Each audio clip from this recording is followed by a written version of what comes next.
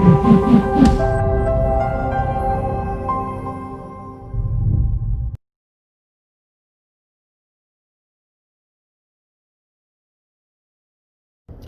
real estate nerds, this is Alex Yoder with Pro Tip Tuesday, my favorite day of the week. And today I want to talk about wall repairs, specifically wall repairs that tenants are required to perform when they vacate a property or before they vacate a property. I'm reminded of a story that I have from probably 10 years ago. I had a tenant in the Fountain area who vacated the home, and when they left, it looked like a 5-year-old had painted this house. They had taken a roller and they had rolled over the switches and the outlets and just everything. It was crazy. And when they were dropping off their key, and of course I'm thinking these people are just gonna bail, we're never gonna hear from them again. But they came into our office, looked us in the eye, dropped off the keys and said, what do you think about the paint job? How'd you like our paint job? And they were dead serious. And it was uncomfortable, I won't lie to you. And I honestly said to the lady, I said, I don't know what happened, and I'm not trying to be rude, but it looks like a child painted that house.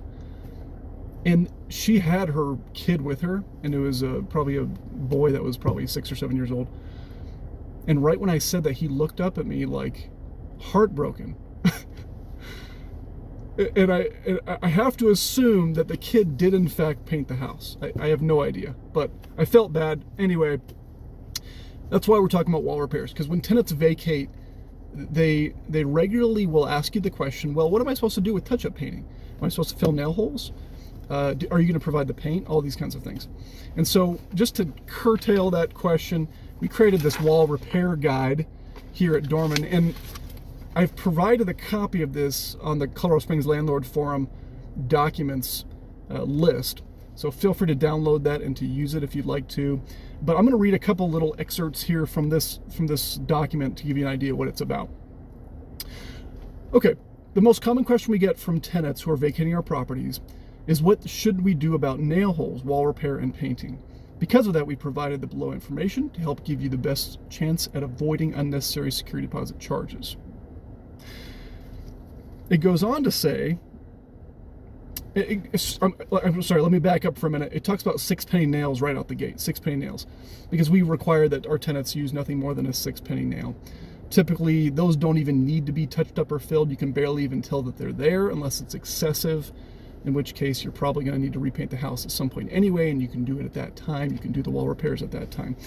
But it goes on to say, after talking about 6-penny nails, in these cases, you are well within your rights to resolve the needed repairs and painting prior to returning possession of the property. However, many tenants, instead of avoiding deposit charges, or for many tenants, instead of avoiding deposit charges, we see additional charges created because the holes were spackled with a large putty knife instead of just a little finger. The paint was done poorly and was the wrong sheen or color. How often do we walk through a property that the tenant moved out and touched up, where you can see from an angle all the spots because they're shiny, they had the wrong sheen, or again, the wrong color. And 3, touch-up was done instead of full walls. Sometimes touch-up is not even doable.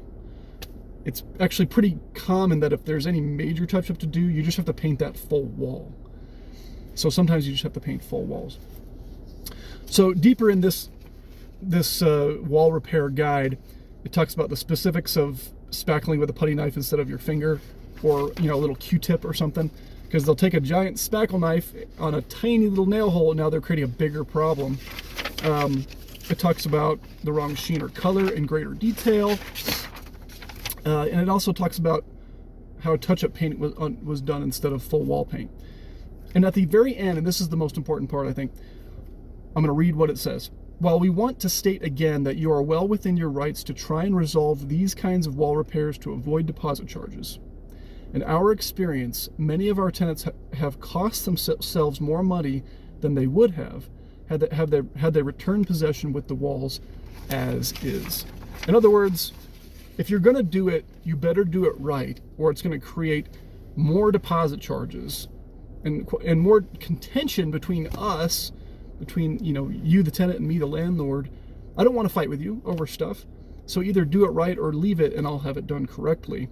And that's kind of what it covers in that wall repair guide. I think it's very helpful. And again, we like to answer questions before they're asked. So feel free to download that, make it your own, copy and paste. You can steal it if you'd like, and put it on your own letterhead if you'd like. And hopefully this was helpful. We'll see you next week.